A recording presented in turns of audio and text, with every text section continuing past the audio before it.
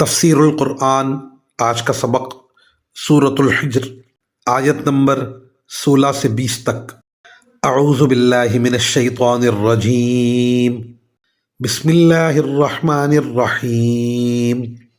وَلَقَدْ جَعَلْنَا فِي السَّمَاءِ بُرُوجًا وَزَيَّنَّاهَا لِلنَّاظِرِينَ وَحَفِظْنَاهَا مِن كُلِّ شَيْطَانٍ رَجِيمٍ إِلَّا مَنِ اسْتَرَقَ السَّمْعَ فَأَتْبَعَهُ شِهَابٌ مُّبِينٌ وَالْأَرْضَ مَدَدْنَاهَا وَأَلْقَيْنَا فِيهَا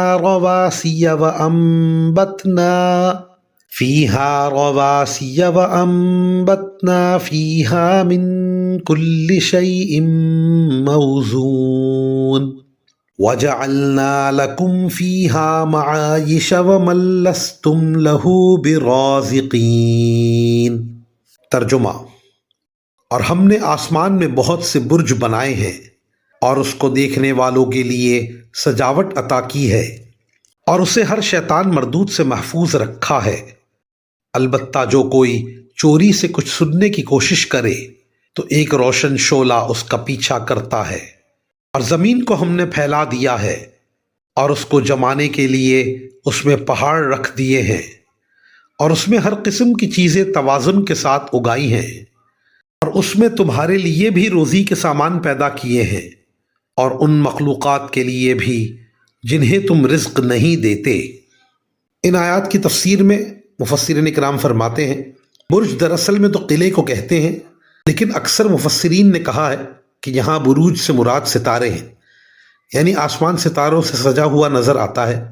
قرآن کریم نے یہ حقیقت کئی جگہ بیان فرمائی کہ شیطان آسمان کے اوپر جا کر عالم بالا کی خبریں حاصل کرنا چاہتے ہیں تاکہ وہ خبریں کاہنوں اور نجومیوں تک پہنچائیں، اور وہ ان کے ذریعے لوگوں کو یہ باور کرائیں کہ انہیں غیب کی باتیں معلوم ہو جاتی ہیں، لیکن آسمان میں ان کا داخلہ شروع ہی سے بند ہے۔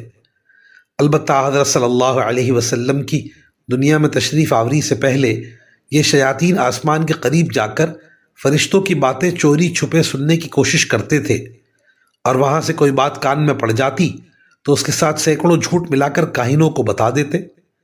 اس طرح کبھی کوئی بات صحیح بھی نکل آتی، لیکن حضرت صلی اللہ علیہ وسلم کی تشریف آوری کے بعد ان کو آسمان کے قریب جانے سے بھی روک دیا گیا۔